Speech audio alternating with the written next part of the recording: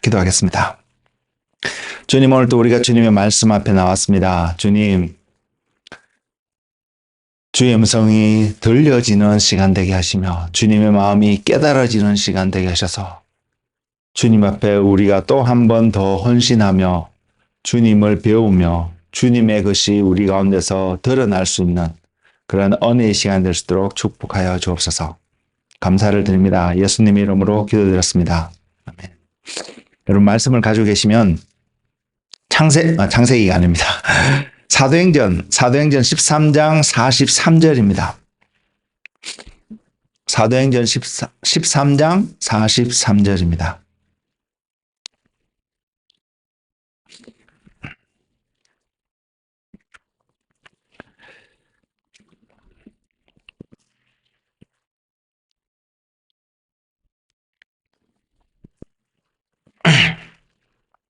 사도행전 13장 43절 말씀 찾으신 줄 알고 제가 봉독하겠습니다. 회당의 모임이 끝난 후에 유대인과 유대교에 입교한 경건한 사람들이 많이 바울과 바나바를 따르니 두 사도가 더불어 말하고 항상 하나님의 은혜 가운데 있으라 권하니라. 아멘. 제가 오늘 여러분들과 나눌 말씀의 제목을 은혜라고 정하게 되었습니다. 은혜가 여러분은 무엇이라고 생각하시나요? 여러 가지 많은 모습으로 우리가 정의를 내릴 수 있고 바라볼 수 있고 또한 내가 하나님의 은혜를 체험했습니다라고 분명히 고백할 수 있는데 저는 오늘 여러분들 앞에 이 은혜라는 제목으로 말씀을 전하기를 시작하면서 먼저는 이 표현을 여러분에게 먼저 전하고자 합니다. 그것이 뭐냐면 그리스도인인 저와 여러분이 그리스도인이라고 생각을 하는데 그리스도인이라면 그리스도인이 이 땅에서 살아가는데 이 땅을 살아가는데 반드시 필요한 하나님께로부터 온 이 선물이 없이는 살아갈 수 없는 것. 이것이 은혜라고 생각합니다. 그래서 우리는 이 생각에서부터 오늘 하나님이 어떠한 모습으로 이것을 표현하기를 원하시고 우리에게 전달하기를 원하시는지 한번 볼 수 있기를 원합니다. 주님께서 이 땅에 계셨을 때요, 주님께서 전하신 수많은 말씀들 중에 한 가지 말씀은 이런 말씀이 있습니다. 내가 너희에게 평안을 주노라. 그리고 내가 너희에게 주는 평안은 세상이 주는 평안과 다르다는 말씀을 하셨습니다. 이 말씀이 요한복음 14장 27절에 있는데 정확하게는 이렇게 표현되어 있습니다. 평안을 너희에게 끼치노니 곧 나의 평안을 너희에게 주노라. 내가 너희에게 주는 것은 세상이 주는 것과 같이 아니하니라. 너희는 마음에 근심하지도 말고 두려워하지도 말라. 이 한 구절의 말씀을 보더라도 여러 가지 내용들이 포함되어 있습니다. 하나님께서 주님께서 평강을 주느라고 끼친다고 말씀하셨고 그 평강이 세상이 주는 것과는 다르다고 하셨습니다. 우리는 이것을 기억해야 합니다. 주님이 우리에게 평강을 주시는 이유도 알아야 되겠지만 주님이 주시는 평강이 세상에서 발견할 수 있는 평강, 세상에서 얻을 수 있는 평강이 있거든요. 그거와는 분명히 다르다는 것을 말씀하고 계십니다. 그러면 우리는 어떻게 다를까, 무엇이 다를까 생각해 볼 수도 있는데 어쨌든 이것이 우리에게 주어진다면 어떠한 한 모습이 나타나냐면 마음에 근심하지도 말고 두려워하지도 않을 수 있는 어떠한 것이 주님이 주시는 평강으로부터 분명히 주어지는 것은 성경이 증거하고 있습니다. 주님이 왜 이런 약속을 하셨을까요? 왜 주님을 믿는 자들에게, 세상 모든 사람들에게 약속하신 게 분명히 아닙니다. 주님을 믿는 사람들에게, 특별히 제자들에게 주님이 이 약속을 하셨는데 시기적으로도 이 약속이 너무나도 필요한 제자들이었습니다. 그런데 어쨌든 이 약속을 하는데 왜 하셨냐면 제가 그 질문 앞에 묵상할 때 하나님이 제게 깨닫는 것은 여러분도 동일하게 지금 그런 마음이 들으실 수 있을 텐데 왜 주님이 약속을 하시냐면 주님이 제자들을 사랑하시기 때문에요. 주님이 또한 저와 여러분을 사랑하시기 때문에 우리가 주님을 믿는 그 자리에 한 발짝 나오고 있다면, 다가가고 있다면 분명히 주님은 동일하게 우리에게 이 약속을 이루어 주실 것을 원하실 거라는 사실에 의심하지 않습니다. 그리고요, 주님이 우리를 사랑하시고요. 이 사랑이 없으면 제가 오늘 말씀의 제목과 같이 하나님이 주시는 그 은혜가 없으면 우리가 이 땅에서 살아갈 수가 없는데, 그 은혜를 주시는 이유가 주님의 사랑이고, 그 사랑이 없으면 은혜가 주어지지 않기 때문에 그 은혜의 한 열매가, 한 결과물이 평강인 것을 우리는 볼 수 있기를 바랍니다. 그래서 우리 모두가 하나님이 약속하신, 주님이 약속하신 평강 가운데 살아가기를 원하는데, 우리가 그 안에서 살아간다는 것은, 이것을 이야기한다는 것을 기억하기를 원하는데, 그것은 뭐냐면 내가 하나님의 사랑 가운데, 주님의 사랑 가운데 살아가고 있구나라는 사실이 늘 깨달아질 수 있는 저와 여러분의 삶이 되기를 주님의 이름으로 축복을 드립니다. 제가 또 강조를 드렸던 요한복음 14장 27절 말씀을 읽어드리면서 또 한 번 강조를 드렸던 부분이 있는데, 뭐냐면 주님이 주시는 평안, 세상이 주는 평안이 한건 다르다는 것입니다. 그리고 주님으로부터 저와 여러분이 평강을 받을 수 있어야 된다는 사실을 우리는 기억해야 합니다.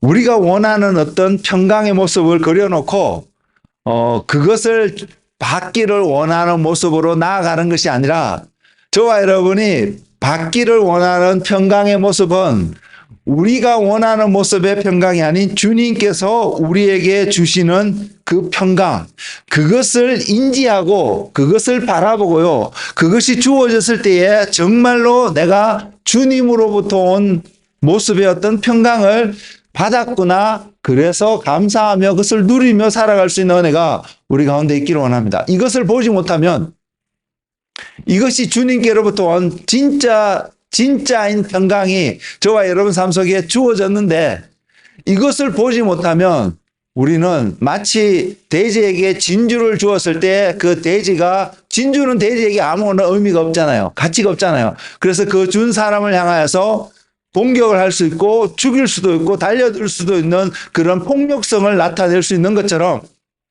우리 또한 동일한 상황 가운데, 관점 가운데 우리의 삶을 표현할 수 있다는 사실을 저와 여러분이 인식했으면 좋겠습니다. 왜? 우리가 원하는 바가 있거든요.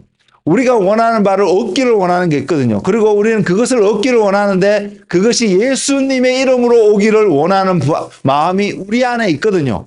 이거는 우리 안에 있는 마음입니다. 그러나 주님은 우리가 원하는 것을 주시겠다고 약속하시는 것이 아니라, 그래서 그 평강을 우리에게 주시겠다고 약속하시는 것이 아니라, 주님이 주시고자 하는 평강이 있음을 보여주고 있다는 사실을 우리는 먼저 기억했으면 좋겠습니다. 그래서 우리가 주님이 주시는 평강을 구별하고, 구별만 해서 되지는 않겠죠. 그 구별했다면 그것을 온전히 내 것으로, 아멘으로 받을 수 있는 그 은혜가, 그것이 은혜이거든요. 그 삶의 축복이 여러분 삶 속에 충만하기를 원합니다. 주님은 어제나 오늘이나 영원토록 동일하신 분입니다. 여러분, 그 주님을 믿으시나요? 주님이 어제나 오늘이나 영원토록 동일하신 분인 것을 믿으시나요? 그러면 성경은 변경되어질 수가 없습니다. 사람들이 뭐라고 말하든, 성경을 바꿔야 된다고 이야기하든, 어떻게 주장하든, 주님이 여러분 안에 어제나 오늘이나 동일하신 분이라는 믿음이 여러분 안에 있다면, 먼저는 성경이 바뀌어질 수가 없습니다. 그렇죠? 그리고요, 그렇다면 그 말씀을 가지고 이 모습을 바라보면, 평강을 끼치노라고 말씀을 하셨다면 이미 주님이 약속하신 평강이 우리 앞에 놓여 있다는 사실을 우리는 볼 수 있기를 원합니다. 평강이 주어졌다는 사실입니다. 이제 문제는 우리가 그 평강을 알아보고 내가 정말로 그 평강을 누리고 살아갈 수 있느냐라는 삶이거든요. 어떻게 하면 알 수 있을까요? 주님이 주신 평강을 내가 누리며 살아가고 있는 자신을 깨달을 수 있는, 발견할 수 있는, 그리고 그것이 무엇인지 볼 수 있는, 주님으로부터 온 것을 받을 수 있는 그러한 삶의 모습 속에 나타나는 동일한 하나의 원칙이 있습니다. 왜냐하면 진주를 알아볼 수 있는 눈이 필요한 것처럼 우리가 주님으로부터 온 것을 캐치하고 발견할 수 있는 지혜가 우리에게 필요한데, 그것을 성경의 표현으로 빌리면 표현을 하자면 믿음이라고 분명히 말씀드릴 수 있습니다. 그래서 믿음이 없으면 믿음으로 우리가 이것을 우리 자신을 형성하고 세워가지 않으면 주님이 우리에게 말씀하시고 주셨음에도 불구하고 보지 못할 수 있음을 우리 기억하고요. 그 믿음은 또 다른 말로 제가 종종 표현하는데 그 믿음은 순종입니다. 순종의 모습을 분명히 이야기하고 있는데, 자, 이 모든 것을 통하여서 우리가 주님이 주신 평강을 내가 가지고 살아가고 누리며 살아가고 있다라고 말할 수 있는 온전한 우리의 삶의 컨디션, 완전한 컨디션의 모습이 뭐냐면, 우리의 모습이 또한 우리가 어느 곳에 있든 간에 관계없이요, 우리가 주님 안에 거하는 삶의 모습으로 확인되어질 때에 우리는 분명히 주님이 주시는 평강을 누리며 그것이 무엇인지 깨달으며 살아갈 수 있습니다. 분명한 사실입니다. 그리고 이것을 아는 것이 제가 조금 전에 말씀드렸던 것처럼 믿음의 삶이고요. 또 그 믿음이라는 것은 순종이라는 모습으로 반드시 나타날 수밖에 없음을 우리는 기억하기를 원합니다. 그래서 우리의 삶 속에, 이 땅에서 육신을 갖고 살아가는 우리의 삶 속에 날마다 이러한 도전들이 있습니다. 때로는 도전에서 승리하기도 하고요. 그런 모습도 분명히 발견할 것 같고요.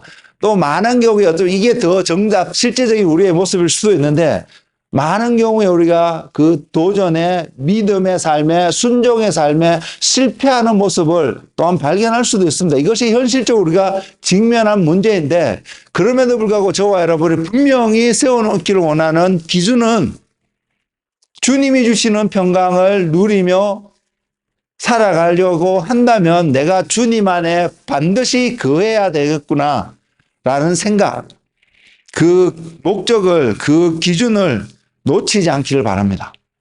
그럴 때에 내가 어떻게 하면 그 자리에 있는지, 지금의 내 모습이, 지금 내가 걸어가고 있는 여정의 어떤 모습들이 그 주님 안에 거하고 있는 모습의 여정인지 아닌지 분별할 수 있는 어떤 시작을 할 수 있거든요.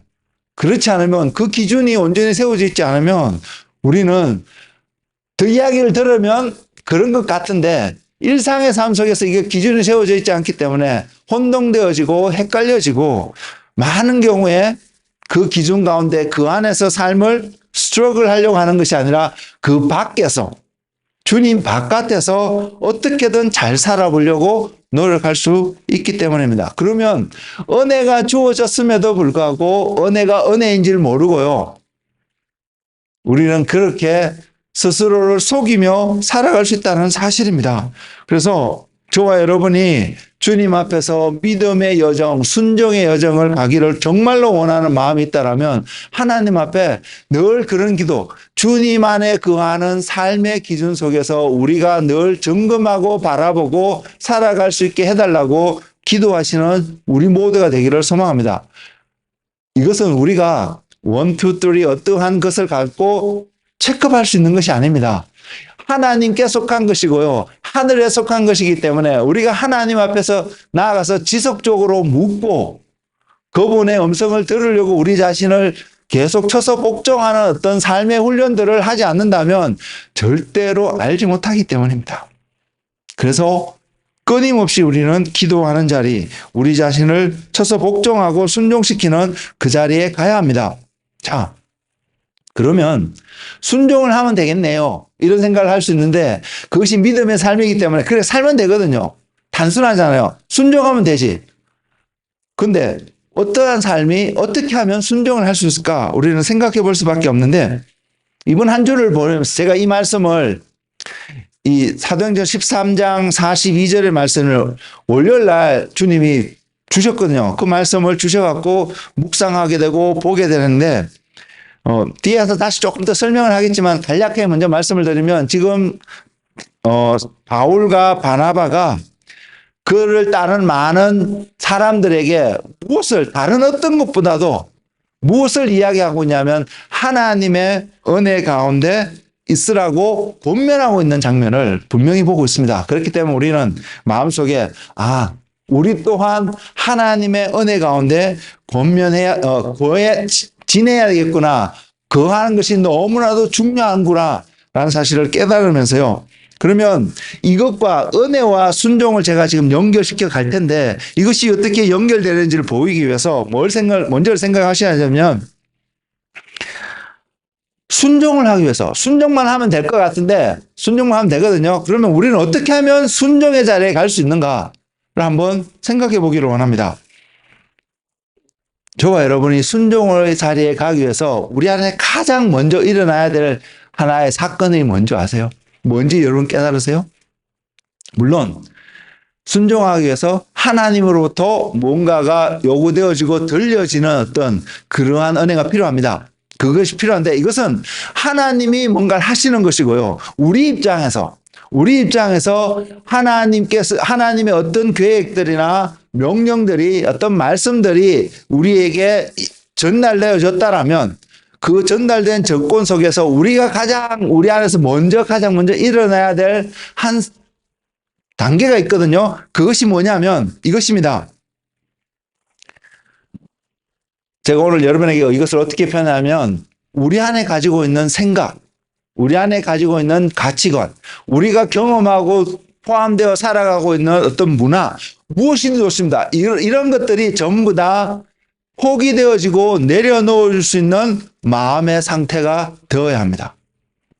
달리 말씀드리면요, 여러분의 생각으로 가득 차 있고 여러분의 어떤 계획으로 가득 차 있고 여러분의 어떤 모습으로 가득 차서 하나님 앞에 가서 하나님의 음성이 들려진다고 가정했을 때 내 것이 가득 차 있으면 하나님의 음성이 들려지는 것도 듣기도 굉장히 어렵긴 하지만 그럼에도 불구하고 하나님의 음성이 들려졌다고 했을 때에 내 것이 가득 차 있는데 그 내 것과 하나님이 요구하고 계시고 말씀하시고 보여주시는 어떤 것과 일치하지 않는다면 일치하면 상관없습니다. 일치하기 때문에 너무나 기쁜 마음으로 갈 수 있을 것입니다.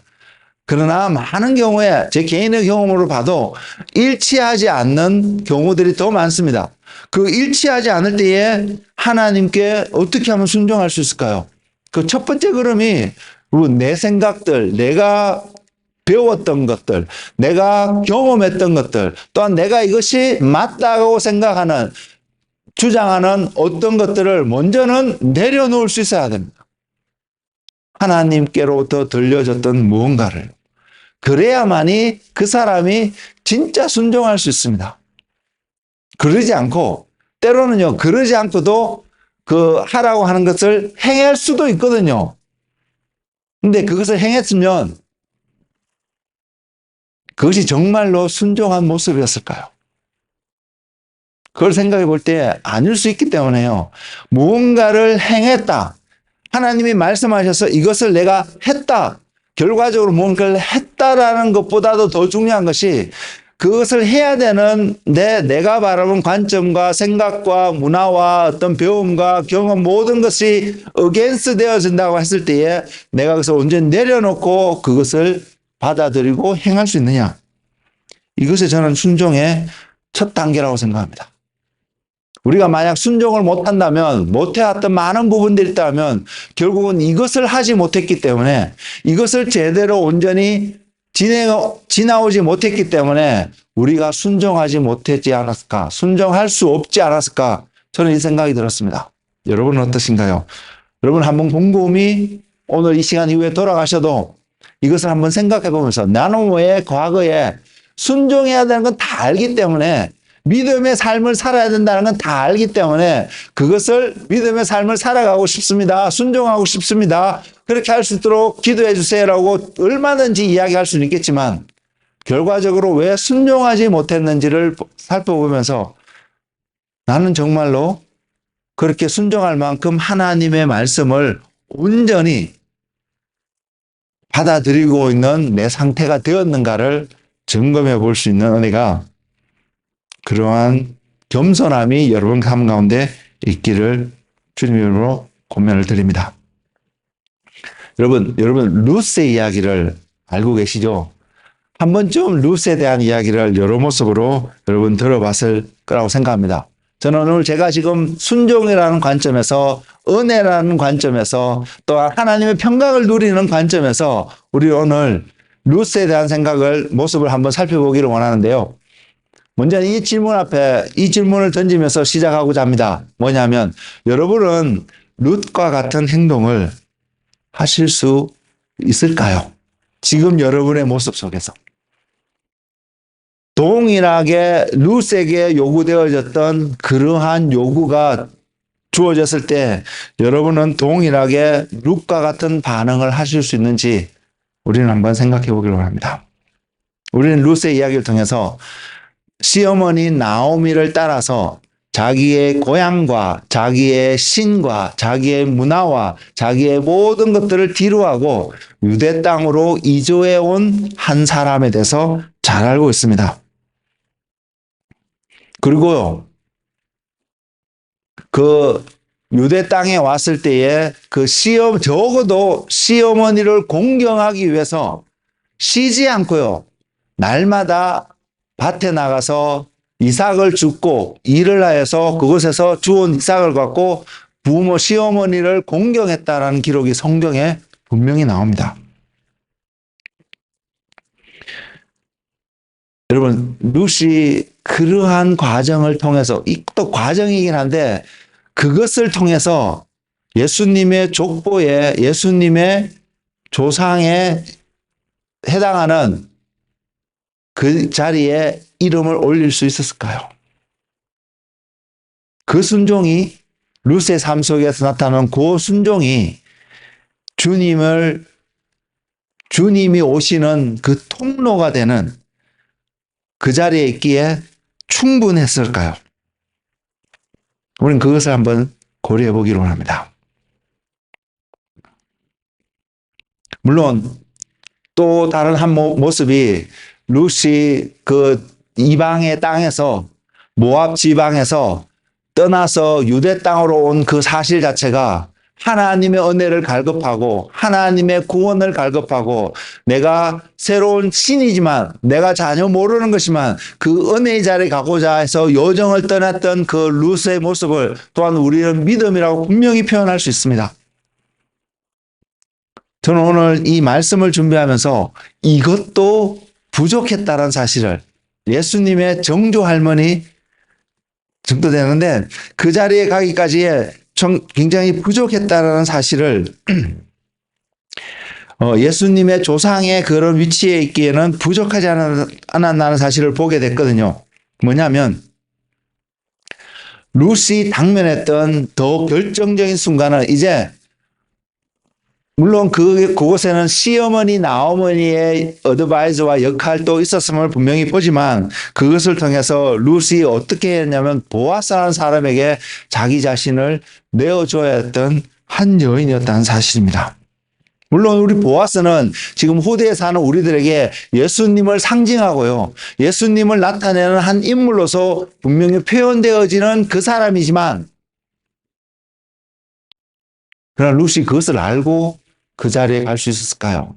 우리가 순종해야 되는 수많은 상황 속에 있는데 이것을 통해서 어떠한 결과가 나올 것인지를 분명하게 알고 우리가 순종하는 경우들이 우리 삶 속에 얼마나 있었을까요? 저는 없다고 생각하거든요. 결과를 알고 순종할 수 있는 그러한 힘과 용기와 이렇게 얻고 순종의 자리에 가는 경우는 거의 없지 않을까 저는 그렇게 생각하거든요. 모른다는 것입니다. 이것이 뒤에 어떠한 결과를 가져오게 될는지 우리는 모른다는 것입니다. 단지 아는 거 한 가지는, 알 수 있는 한 가지는 이것이 하나님이 나에게 요구하는 어떤 것이라는 것은 알 수 있을지는 모르겠지만 그러나 이것이 궁극적으로 어떤 결과를 가져오는지 모른다는 것입니다. 저는 룻도 동일한 환경 속에 상황 가운데 있었다고 생각합니다. 그래서 그와 같은 위치에 있었을 때 우리도 동일하게 그와 같은 동일한 반응을 할 수 있는 사람일까?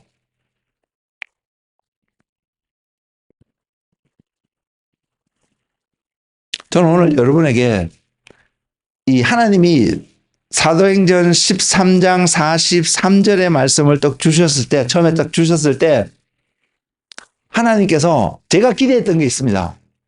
제가 기대했던 게 뭐냐? 하나님의 은혜가 무엇인지 좀 더 구체적으로 하나님이 뭔가를 가르쳐 주려고 하시는구나. 그리고 그 은혜를 얻는 어떤 한 단계의 자리로 가기를 그 방법을 보여주시기를 원하겠구나.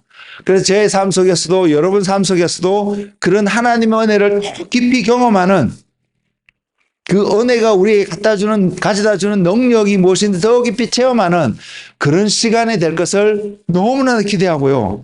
이 말씀을 바라보고 있었습니다. 기대하고 묵상하고 있었습니다. 근데 정직하게 고백해서 메시지를 준비하면서 하나님이 제게 먼저 생각나게 하신 것은 루시였다는 것입니다. 그리고 루스의 이야기를 통해서 순종의 과정을 갈 수밖에 없었던 루스의 헌신을 바라보게 하셨고 이것이 어떻게 하나님의 은혜의 자리에 가는지를 연결시키는데 저 나름 시간을 좀 보냈거든요. 저는 오늘 여러분에게도 동일하게 그것이 연결되어지는 은혜가 있기를 원하는데 루시 이야기를 다시 돌아가서 루시 최고의 순종의 자리를 보였던 그 장면이 룻기서 3장에 기록되고 있습니다.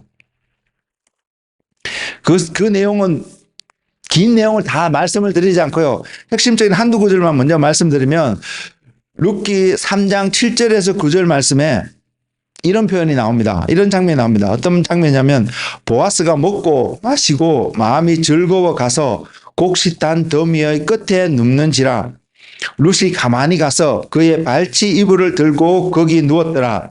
밤중에 그가 놀라 몸을 돌이켜 본즉 한 여인이 자기 발치에 누웠는지라. 이르되 내가 누구냐 하니 대답하되 나는 당신의 여종 루시오니 당신의 옷자락을 펴 당신의 여종을 덮으소서. 이는 당신이 기업을 물을 자가 됨이니이다 하니. 여러분 이 장면을 지금 여러분이 갖고 있는 가치관과 또한 오늘날 지금 이 사회에서 우리가 속한 이 현대 사회에서 일어나고 있는 뉴스 미디어를 통해서 나타나고 있는 많은 이야기들을 기준으로 이 장면을 바라본다면 여러분 어떻게 해석할 수 있을까요? 루스를 봐도 보아스를 봐도 오늘날 우리가 몸담고 있는 문화와 가치관 속에서 이 장면을 긍정적으로 아름답게 볼 수 있을까요? 저는 그렇게 보여지지 않았거든요. 말씀을 준비하면서 이 장면이 쉽게 그렇게 와닿을 수 있는 성경에 기록되어 있으니까 믿음의 한 조상으로 한 사람으로 표현되어져 있으니까 여러분 받아들이시면 여러분 말씀을 모르는 사람입니다. 그렇게 받아들이면 내 삶 속에서 정말로 내가 무엇을 내려놓고 하나님께 순종의 자리에 가야 되는지를 여러분 깨닫지 못하는 사람입니다. 한번 생각해 보시기 바랍니다. 여러분의 가치관으로 여러분이라면 지금 루스의 이 상황 속에 놓여 있다라면 나도 동일하게 이러한 자리에 갈 수 있겠냐는 것입니다. 이렇게 생각이 들게 했던 이유 중에 하나가 또 그 다음 구절이 나와 있는데요. 룻기 3장 10절에서 11절 말씀이 있는데 이렇습니다. 보아스가 그것을 보고 놀랬을 거 아니에요. 아무도 없을 거라고 했는데 자기 발치에 누군가가 들어와서 그것도 여인이 들어와서 덮고 있는 그 장면을 봤을 때 얼마나 놀랐겠어요. 그러면서 누구냐고 물었을 때 룻이 이렇게 해서 내가 이렇게 와 있다라고 분명히 이야기하는 장면을 듣고 보아스가 그에 답하는 장면입니다. 그가 이르되 내 딸아 여호와께서 내게 복 주시기를 원하노라. 내가 가난하건 부하건 젊은 자를 따르지 아니하였으니 내가 베푼 인애가 처음보다 나중이 더하도다. 자, 이것이 지금 우리 사회 속에서 너무나 당연하게 행할 수 있지 않다라고 느꼈던 원인이 되는 구절이 보아스가 하는 말입니다. 내가 가난하건 부하건 젊은 자를 따르지 않았다는 것입니다. 그 당시 사회에서도요, 이 말은 저는 이렇게 들려지거든요. 그 당시 사회 속에도 모든 사람들이 일반적으로 행해는 어떠한 삶의 패턴의 모습으로 드러난 모습이 아니었다는 사실입니다. 그리고 보아스가 이야기하기를 내가 베푼 인애가 처음보다 나중이 더하도다. 룻이 베푼 인애가 무엇일까요? 어떤 인애를 베풀었기에 처음보다 나중이 더하도다. 처음이라고 말하면 이것이라고 말할 수 있을 것입니다. 나오미 시어머니를 따라 너 돌아가라. 너희 민족으로 돌아가고 너가 그곳에서 내가 자식이 있더라도 너의 남편이 될 수 있는 자식을 내가 너에게 줄 수 없다. 그렇기 때문에 너는 돌아가라. 그래서 너의 행복을 추구하는 삶을 너의 민족 가운데서 살라라고 그렇게 말렸음에도 불구하고 룻이 거절하잖아요. 그러면서 어머니의 하나님이 나의 하나님이 될 것이라고, 어머니하고 나가 죽음 이외에는 절대로 떨어질 길이 없을 것이라고 결단하면서 나오미를 따라오잖아요. 저는 이것이 룻이 보인 첫 번째 인애일 수 있다라고 저는 생각을 합니다. 그리고 유대 땅에 돌아왔을 때에 나오미는 부유했던 자였습니다. 본인이 스스로 고백하듯이 이 예루살렘을 떠날 때는 부유함 가운데서 떠났습니다. 그러나 다시 예루살렘에 돌아올 때는 누구보다도 가난함 가운데서 돌아왔다는 사실입니다. 그래서 어른인 나오미가 자기의 자녀가 된 룻을 돌볼 수 있는 능력이 적어도 경제적으로는 없음을 우리는 인지할 수 있습니다. 그래서 이 룻이 나가서 무슨 일을 하든 그걸 통해서 오늘날 말하면 내가 어떠한 일이든 작업을 찾아서 이 부모님을 섬겨야 되는 어떤 상황 속에 있는 룻이라는 거죠. 이것을 통해서 룻이 행한 첫 번째 인애가 이러한 삶의 모습이 될 수 있지 않겠구나 라고 우리는 분명히 생각할 수 있습니다. 그리고 우리의 삶 속에서도 동일하게 이것을 통해서 우리가 룻과 같이 그러한 헌신과 순종의 삶을 가르칠 수도 있고 우리가 또한 그것을 행할 수도 있습니다. 그런데 지금 보아스가 룻에게 이 상황 속에서 하고 있는 이야기가 나중에 베푼 너의 인애가, 나중에 베푼 너의 헌신이, 나중에 베푼 너의 순종이 처음에 행했던 어떤 것보다도 더 크다는 것을 분명히 이야기하고 있습니다.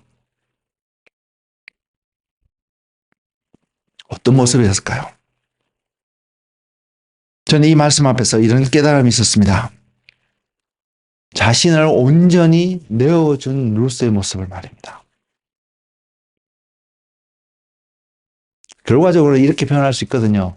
그 룻의 그 헌신을 통하여서요, 어떠한 결과가 나오냐면 이스라엘을 통한 하나님의 약속이 성취되어지는 통로 가운데 룻이 갈 수 있었고, 그것을 통해서 메시아가 올 수 있는 그런 연결고리가 되었음을 분명히 볼 수 있습니다.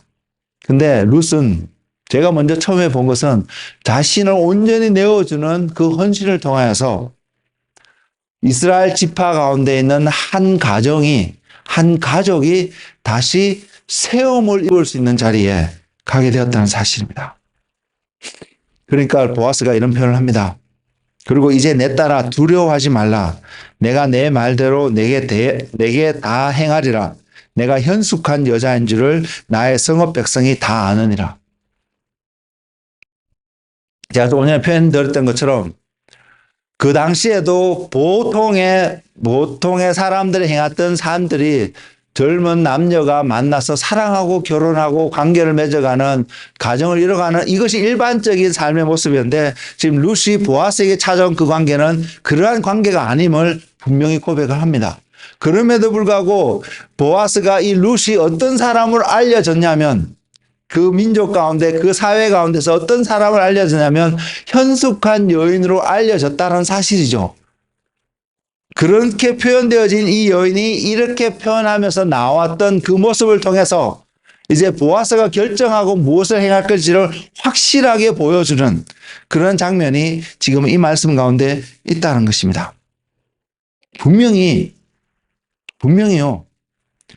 세상 사람들의 시각으로 이 룻의 행위들을 보고 보아스의 모습을 본다면 충분히 가십할 수 있는 내용들이 그 속에 분명히 보입니다. 그럼에도 불구하고 룻이 행했다는 사실입니다.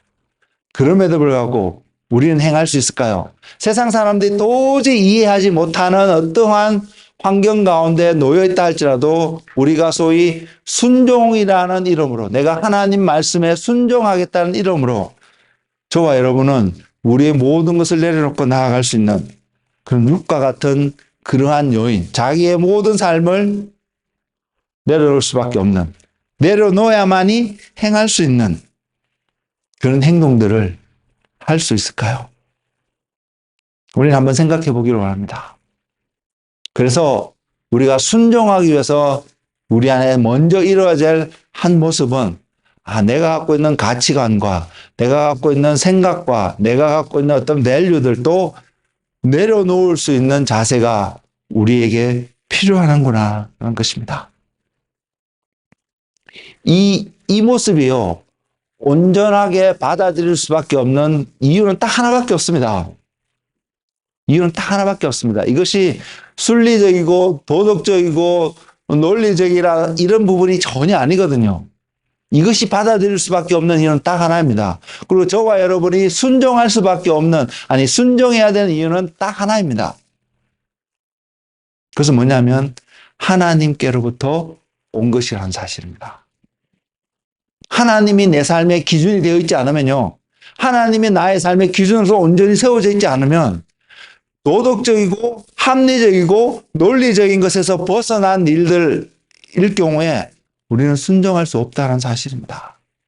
순종은 그것을 뛰어넘기 때문에요. 믿음은 그것을 뛰어넘어서 바라보게끔 하기 때문에요. 믿음의 눈으로 보는 건 우리가 갖고 있는 논리로 도저히 다 설명하지 못합니다. 그렇지 않나요?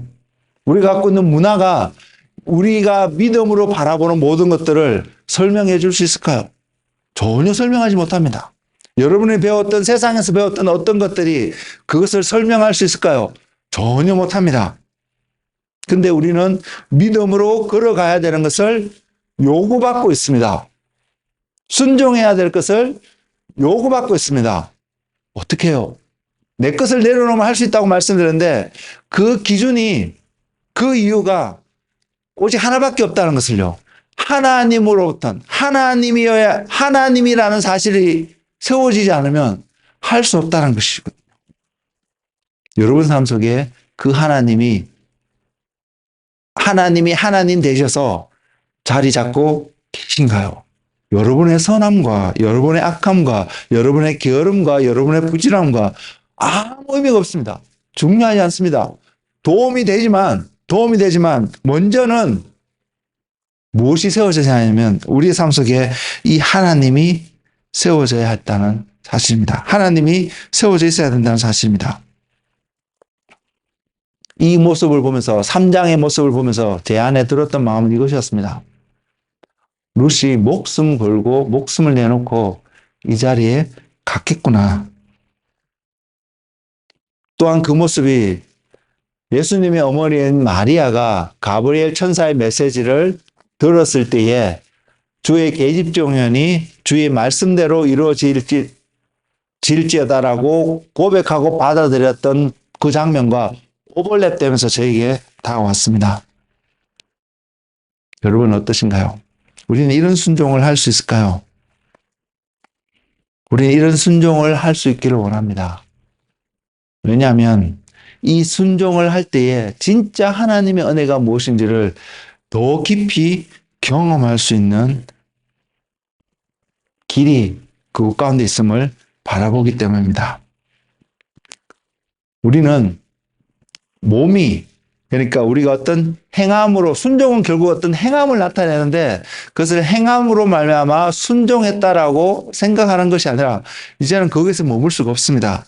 우리는 우리의 생각 속에서도 우리의 마음 속에서도 우리의 좋은 인격 속에서 나타나는 모든 영역 속에서 룻이 행했던 것 같은 똑같은 차원의 순종의 모습으로 하나님 앞에 드려지는 저와 여러분의 삶이 되기를 소망합니다. 그럴 때 우리는 분명히 볼 것입니다. 하나님의 은혜가 어떠한 은혜인지를 말입니다. 아담의 후손으로 태어난 모든 사람들은 이런 순종을 할 수 있는 사람이 분명히 아닙니다.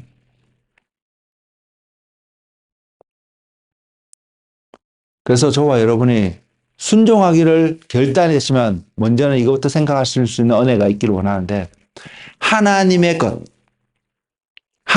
것을 받아들일 수 있는 마음의 자세 말입니다. 이것에서 시작할 수 있기를 원합니다. 이것이 서론이었는데 오늘 제가 전하는 메시지 서론이었습니다. 룻의 모습을 통해서 우리가 배우기를 원하고 점검하기를 원하는 것은 내가 내 것을 내려놓고 하나님의 것을 받아들일 수 있는 그 태도. 여러분 그 태도가 충만할 수 있도록 지속적으로 기도하시는 왜? 여러분이 노력해서 얻을 수 있는 부분이 아니기 때문에요. 이 땅에 속한 것이 아니기 때문입니다. 하늘에 속한 것이기 때문에 하나님이 주셔야 되기 때문에요. 하나님이 주실 수 있도록 여러분 자신을 내어줄 수 있는 그러한 여러분이 되시기를 주님의 이름으로 권면을 드립니다. 사도행전 13장으로 잠시 돌아갔어요.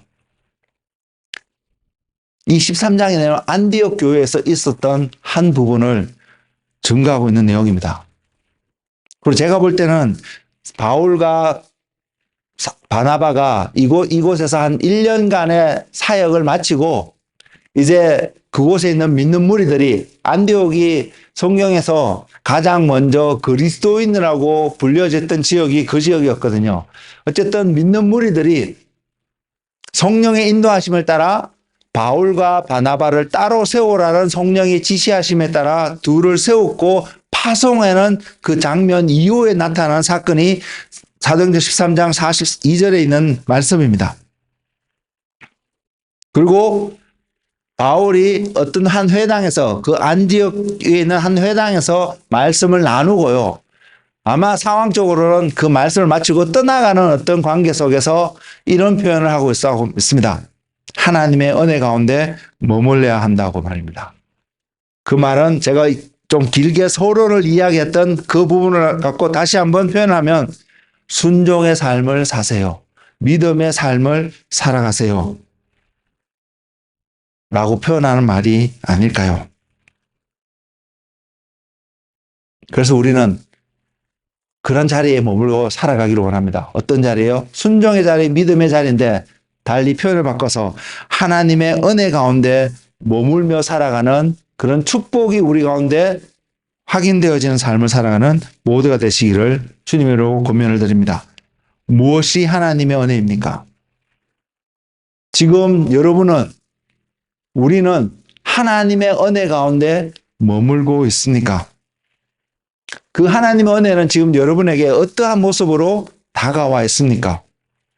여러분의 생각 속에 여러분이 거하기를 원하는 하나님의 은혜는 또한 어떠한 모습인가?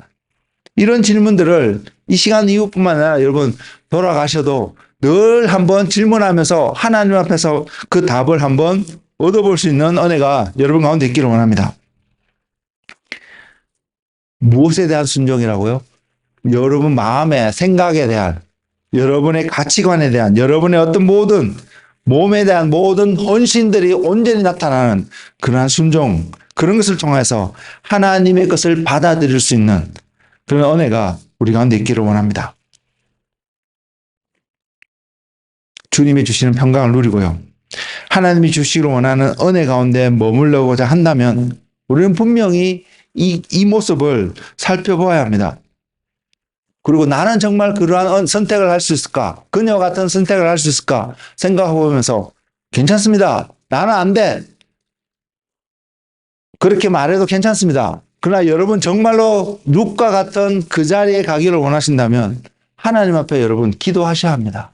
하나님, 저도 룻과 같은 순종을 할 수 있는, 마리아와 같은 순종을 할 수 있는, 그래서 나의 모든 것을 내려놓더라도, 바꾸더라도 하나님을 나의 기준으로 온전히 삼을 수 있는, 하나님이 나의 온전한 분이 되시는 그런 은혜의 삶에 갈 수 있도록 주님 인도해 주세요. 성령님 함께 해 주세요. 라고 기도하는 저와 여러분이 되기를 원합니다. 은혜가 주는 분명한 한 메시지는요, 이 모든 것을 고려해 볼 때 은혜가 주는 분명한 한 메시지는 우리 삶 속에서 이루어질 수 없는 어떤 것이 세워져 가고 이루어져 간다는 사실입니다. 이곳에서 살아가는, 제가 캐나다에서 23년 정도를 살고 있는데, 저는 이곳에서 살아가고 있는 그 사실 자체가 분명히 제게도 은혜이기도 하지만 이것이 하나님이 내게 주시고자 하는 궁극적인 은혜의 모습이 아닌 것을 알고 있습니다. 그래서 저는 지금 또 여전히 그 자리에 머물고자, 그 자리에 가고자 하나님께 묻고 질문하며 점검하는 삶을 살려고 저의 노력을 또한 드립니다. 이것은 해야 되는 것이거든요. 내가 해야 되는 것이거든요. 믿음의 삶을 살아가고 순종하기를 원하는 모든 사람들에게 모습은 다르지만 반드시 나타날 수밖에 없는, 하나님, 제가 지금 하나님의 뜻 가운데, 하나님의 인도하심 가운데 하나님 안에서 살아가고 있는지를 늘 질문하면서 바라봐야 되거든요. 저라고 실패 안 할까요? 저도 늘 실패하는 사람입니다. 돌이켜보면 그때 왜 그랬지 후회가 되는 일도 많이 있는 사람입니다. 그럼에도 불구하고 저는 오늘 또 제 이 말씀 앞에서도, 여러분 또한 이 말씀 앞에서도 여러분 자신을 그렇게 점검해 볼 수 있는 그런 한 사람이 되기를 원합니다. 하나님은 분명히요, 축복하기를 원하십니다. 그리고 어떤 사람의 그 축복이 임하느냐면 하나님을 찾아오는 사람, 하나님의 날개 아래 머물고자 다가오는 사람요. 저와 여러분은 그러면 이것을 봐야 되거든요. 그 하나님의 임재 앞에 머물고자 우리가 한 걸음 한 걸음 그것을 향해서 나아가고 있습니까? 나아가는 어떠한 삶의 모습을 노력이라고 표현할 수도 있을 것 같습니다. 그렇게 그런 삶으로 가고 있는 여러분의 삶이 보이시냐는 것입니다. 어떻게 해요? 말씀을 근거로, 하나님이라는 그 기준을 근거로 여러분은 그런 삶을 살아가고 있는지를 보이시냐는 것입니다. 그때에 하나님은 진짜로 여러분에게 필요한 하나님이 주시는 은혜, 그 은혜를 알게 하실 것입니다. 하나님의 은혜가 있습니다.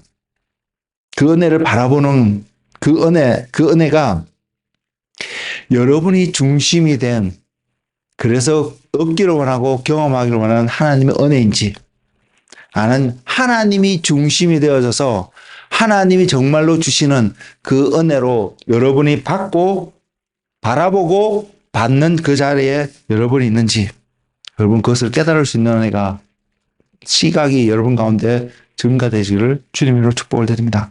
요한복음 6장 63절에 이런 말씀이 있거든요. 살리는 것은 영이니 육은 무익하니라. 내가 너희에게 이런 말은 영이요 생명이니라. 우리가 기대하고요, 우리가 소망하는 그 은혜는 분명히 우리의 힘으로는 성취할 수 있는 것이 아닙니다. 그렇지만 하나님이 주심으로 누릴 수 있으면 분명한 사실입니다.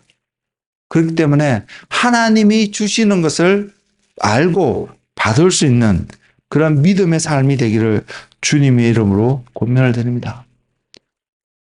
주님께서 요한복음 6장 63절을 통해서 살리는 것은 영이니 육은 무익하니라고 말씀하셨던 한 이유도, 왜냐하면 하나님께로부터는 모든 것은 영이기 때문입니다. 영적인 것이기 때문입니다.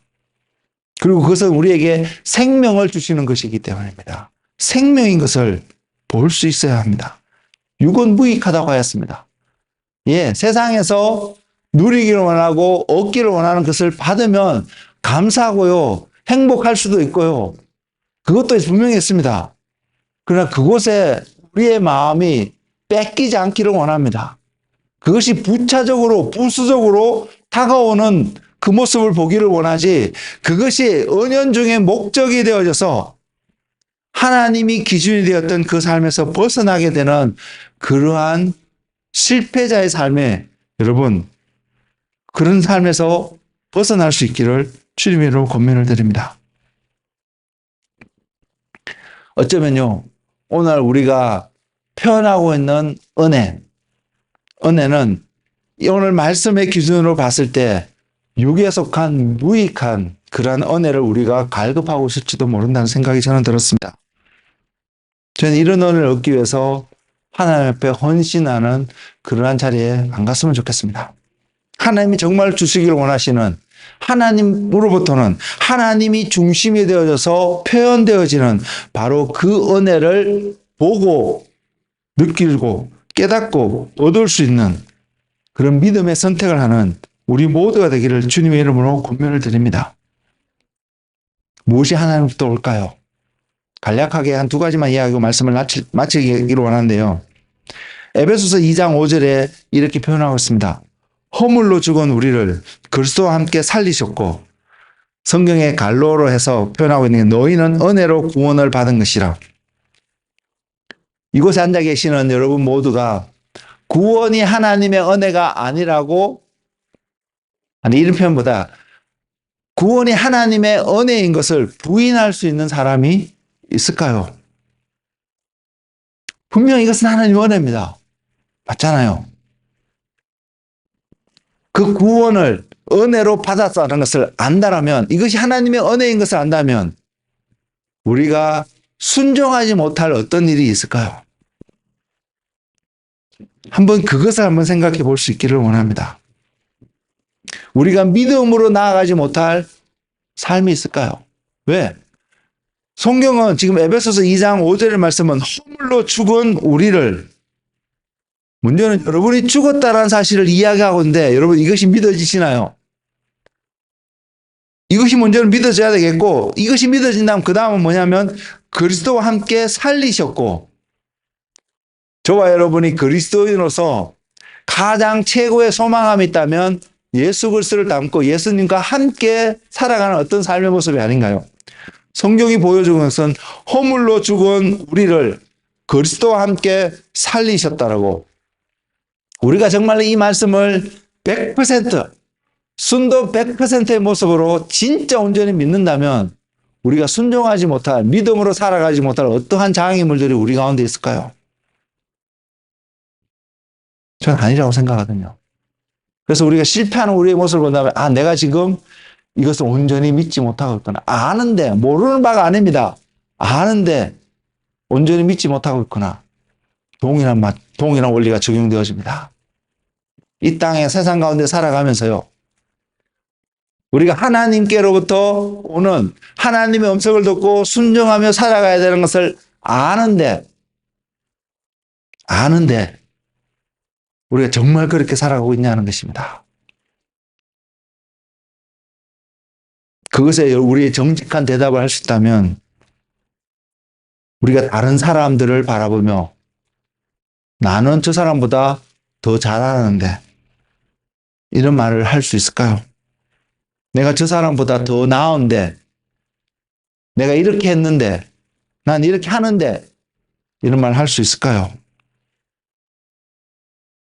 이 구원은 은혜로 주어진 이 구원을 순도 100% 우리가 온전히 정말로 믿는다면 우리의 삶은 변화될 수밖에 없습니다.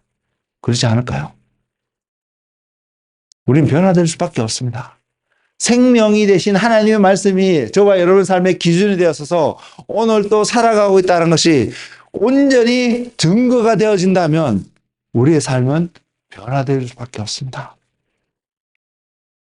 그 말은 이렇게 표현할 수 있습니다. 하나님의 은혜는 내가 은혜 받았다고 우리가 고백을 할 수 있다면 그래서 그 하나님 은혜가 내 삶 속에 있다고 고백이 되어진다면 우리는 뭘 보냐면 내 삶이 변화되어져 갈 것입니다.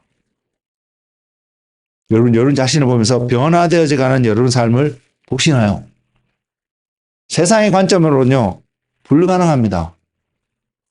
여러분이 아무리 노력을 해도 여러분의 근본을 바꿀 수 있는 변화를 여러분 일으킬 수가 없습니다. 근데 하나님의 은혜는 분명히 바뀌게 합니다. 바뀝니다.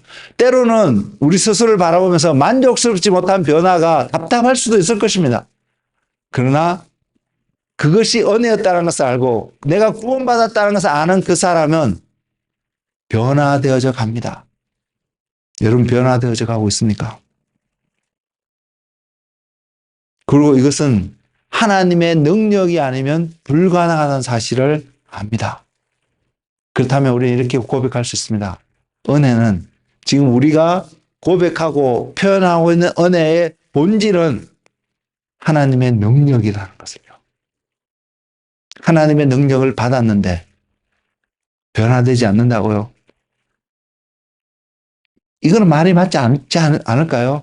그렇다면 은혜 받았다라고 은혜 가운데 산다고 말하는 나의 고백이 문제가 있는 거 아닐까요? 속고 있는 것은 아닐까요? 사랑하는 성도 여러분, 우리의 자아는 늘 우리가 익숙한 대로 돌아가려고 합니다. 과거의 어떤 모습을 계속해서 가려고 합니다. 그러나 하나님의 은혜는요, 우리가 그 은혜 가운데 있다면 우리는 계속해서 변화의 자리에, 과거의 우리의 모습 속에서 변화의 자리, 어떤 변화? 예수님을 닮는 변화의 자리예요. 오늘 예를 들었던 그 사람의 이름을 들면 루시 걸어갔던 그러한 순종의 자리로 갈 수 있도록 우리 자신을 계속해서 변화되어져 가게끔 만드는 것이 하나님의 은혜라는 사실을 우리는 기억하기로 합니다. 그리고 이것이 능력이라는 사실을 기억하기로 합니다. 이것이 또한 생명인 것을 하나님께로 왔기 때문에 이것은 육에 속한 것이 아니라 영에 속한 것인 것을 우리는 알기로 원합니다. 그렇다면 우리가 이 은혜를 구한다면 우리는 땅의 것을 바라볼 수가 없습니다. 영에 속한 것이기 때문에 하나님을 바라볼 수밖에 없고 하늘에 속한 것을 생각해 볼 수밖에 없습니다. 이것은 하늘에 속한 것일까? 내가 표현한 이것은 영에 속한 것이라 하나님으로부터 나온 것일까? 생각해 볼 수밖에 없다는 사실입니다. 감정적이고요. 지적인 어떤 만족을 주는 것이 은혜가 아니라는 사실입니다. 감정이 전혀 느끼지 않고 지적으로 전혀 동의되지 않아도 알 수 있고요. 지각할 수 있고요. 깨달을 수 있고요. 경험할 수 있고 할 수 있는 이것이 영에 속한 것이고 하나님께 속한 것이고 하나님께로 온 것이고 이것이 우리의 삶을 변화시켜 갈 것인 것을 가는 것임을 깨닫는 지혜로움이 축복이 여러분 모두에게 충만하기를 주님의 이름으로 권면을 드립니다. 그럴 때에요. 우리 이것을 맛보게 되기 시작할 때에 우리는 남을 나보다 낮게 여길 수 있는 마음의 변화가, 삶의 변화가, 입술의 변화가 나타날 것입니다. 그리고 마태복음에 나오는 다른 사람의 눈에 있는 티를 보는 시각에서 이제는 내 눈 속에 있는 들보를 먼저 보게 하고, 여러분 보이세요? 여러분 눈 속에 있는 들보를 보이세요? 그보다 다른 사람의 눈에 있는 티가 더 빨리 보이는 것이 우리의 모습이잖아요. 우리가 계속해서 이런 모습을 살아간다면 우리는 하나님의 은혜 가운데 살아가는 자가 아니라는 것을 우리는 인정할 수 있어야 합니다. 왜? 하나님의 은혜는 제가 방금 말씀드린 것처럼 우리를 변화시켜 갈 것이기 때문에요. 구원이 하나님의 은혜라면, 그래서 내가 구원을 받았다면 우리의 삶은 반드시 변화되어져 갈 것이기 때문에요. 그래서 우리는 다른 사람의 눈에 있는 티의 모습을 보는 것이 아니라 내 눈 속에 있는 들보를 먼저 볼 수밖에 없는 사람으로 바뀌어갈 것이기 때문에요. 여러분 한번 생각해 보십시오. 여러분의 눈 속에 있는 들보를 먼저 보게 되는 지혜가 여러분 가운데 있고 이것이 은혜라면 여러분 무엇을 먼저 할까요? 여러분 무엇을 먼저 할까요?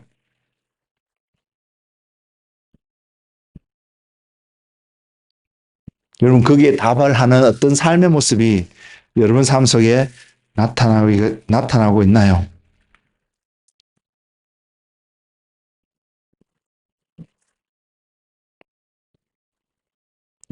그런 은혜 가운데 살아가는 우리가 되기로 합니다. 제가 계속해서 말씀드린 한 가지는, 그래서 은혜는 하나님의 능력입니다.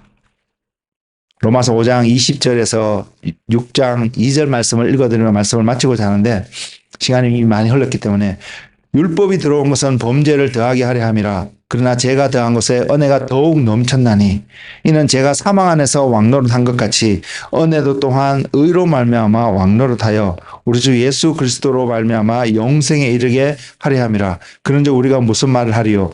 은혜를 더하게 하려고 죄에 거하겠느냐? 그럴 수 없느니라. 죄에 대하여 죽은 우리가 어찌 그 가운데 더 살리요? 자, 우리가 은혜 가운데 살아가고 있다면 성경은 우리에게 무엇을 전하면 나는 죄를 지을 수 있는 존재가 아님을 분명히 이야기하고 있습니다. 왜? 은혜가 죄를 이길 수 있는 충분한 능력을 주기 때문에요. 여러분, 그런 은혜 가운데 살아가고 계시나요? 우리의 삶은 지금 어디에 머물러 계시나요? 지금 여러분의 일상의 삶은 어디에 가장 마음을 많이 쏟고 계시나요? 분명히 우리의 어떤 노력들이 하나님의 은혜 자리에 머물도록 전혀 하지 않습니다. 그러나 하나님 앞에 나아가고자 하는 한 발자국의 우리의 노력이 없다면 하나님 은혜를 온전히 경험하지 못할 것입니다. 그래서 제가 여러분에게 주님의 이름으로 권면하고 부탁드리는 것은 하나님 앞에 나아가고자 하는 그 한 발자국의 경주를 쉬지 말고 하실 수 있는 그런 한 사람이 되기를 원합니다. 쉬지 말고 기도하라고 하잖아요. 그것이 기도 아닐까요? 그것이 범사에 감사하는 모습이 아닐까요? 그것이 항상 기뻐할 수 있는 모습이 아닐까요? 우리 삶 가운데 서로가 서로를 바라보면서 그 하나님의 은혜를 향하여서 쉬지 말고 한 걸음 걸어가는 그 헌신과 순종이 우리 모두의 것이 되기를 주님의 이름으로 권면을 드립니다. 이것이 선물입니다. 이것이 선물입니다. 죽음에서 지옥의 형벌에서 벗어날 수 없었던 저와 여러분이 희망을 보고 생명을 보고 천국으로 갈 수 있는 하나님의 선물이고 그 하나님을 향해서 우리가 오늘 또 한 걸음 나가고 그 하나님이 나의 삶의 기준이 되기 위해서 내 삶의 어떤 것들을 또 내려놓게 될 때에 우리는 하나님의 놀라운 은혜 가운데 오늘 또 살아가는 그래서 생명을 얻는 그러한 믿음의 사람들이 될 것입니다. 순종의 사람들이 될 것입니다. 여러분은 어디에 속한 사람인가요? 아니 어디에 속하고 싶습니까? 그래서 그것을 바라보는 삶, 주님이 은혜를 바라보는 그 삶은요, 기다리지 않습니다. 기다리지 않습니다. 여러분 기다리지 마십시오. 어떤 기다림요? 어떤 기다림? 주어지겠지. 라는 기다림. 하나님 앞에 한 걸음 나아가십시오. 그리고 우리에게 말씀이 주어져 있잖아요. 말씀을 통해서 내 삶이 지금 하나님이 세우는 기준 가운데 들어가고 있는지 늘 확인해 보십시오. 내가 지금 이루고 있는지 내가 세상 사람들보다도 더 부지런히 열심히 하나님 앞에서 지금 주어진 시간을 삶을 살아가고 있는지 오늘 또 점검하면서 그 삶을 통해서 내가 뭔가를 얻게 된다면 이것이 은혜였다는 것을 온전히 깨달을 수 있는 지혜가 정말 우리 가운데 충만하길 원합니다. 왜? 내가 아무리 노력해도 이룰 수 없는 삶인 것을 너무나도 알기 때문에요. 주님 앞에 나가서 치유함을 받았던 10명의 나병 환자가 있습니다. 근데 주님 앞에 돌아와서 하나님께 영광을 돌림으로 인해서 정말로 주님이 주시고 하셨던 그 은혜를 선물을 받은 사람은 한 사람밖에 없습니다. 10명 모두가 낫기를 원했습니다. 우리 모두는 이 땅에서 어떠한 것이 이루어지기를 원합니다. 쉽게 말해서 치유는 하나님의 뜻입니다. 그래서 치유를 얻을 수 있습니다. 근데 이 10명의 나병 환자의 이야기를 통해서 내 삶 속에 치유가 이루어졌다고, 내 삶 속에 어떤 축복이 이루어졌다고 하나님의 온전하신 뜻이 이루어진 것이 아님을 볼 수 있지 않습니까? 그 은혜는 하나님의 능력으로 표현되어지고 하나님의 선물로 표현되어진 하나님이 주시고자 하시는 하나님의 은혜는 바로 주님께 돌아갔던 사마리아인이었던 이 나병 환자, 이 사람이 얻게 되는 바로 그 은혜가 우리가 궁극적으로 얻어야 될 은혜가 아닐까요? 여러분, 은혜를 구하고 계시죠? 구하고 계실 거라고 믿습니다. 분명히 은혜 없이는 살아갈 수 없는 인생임을 우리는 분명히 고백하실 것입니다. 그렇다면 내가 은혜를 구하고 있고 하나님의 은혜가 없으면 내가 살아갈 수 없다는 게 정말로 고백이 되신다면 여러분, 이것도 한번 생각하기를 원합니다. 나는 무엇을 내려놓아야, 내 삶 속에 있는 어떤 것을 포기해야 하나님이 주시고자 하시는, 하나님이 계획하신 그 은혜를 내가 받을 수 있을까? 하나님이 약속하셨기 때문에 주실 것입니다. 문제는 내 안에 있는 그 장애물들을 내가 내려놓을 때에 하나님이 주시고자 하신 것이 온전히 우리에게 주어질 거라는 사실입니다. 저는 분명히 말씀드릴 수 있습니다. 세상 가운데 살면서요, 육 가운데 몸을 입고 살아가면서 세상의 모습으로 다가오는 우리 삶을 주장하는 무언가를 내려놓지 못한다면 하나님께 속한, 하늘에 속한 하나님의 온전한 은혜를 우리 누리지 못할 것입니다. 우리는 이런 어리석은 자가 되지 않기를 원하고, 그러한 것이 다가왔을 때에, 그것이 내 삶 속에 블락이 되어져서 넘어질 것 같을 때에 그것을 깨닫고 그것을 온전히 내려놓아서 하나님께로 속한 것을 취할 수 있는 지혜로운 하나님의 사람이 되시기를 예수님의 이름으로 권면을 드립니다. 만군의 여호와 하나님, 세상에 유일하신 참 신이신 여호와 하나님이 여러분의 하나님이 되시는 놀라운 축복을 경험하며 살아가시는 믿음의 자녀들이 되시기를 주님 이름으로 축복을 드립니다. 기도하겠습니다. 주님 앞에 나와서 하나님의 은혜를 갈급해하는 이곳에 있는 한 사람 한 사람의 심령 가운데 주님의 빛을 비추시옵소서.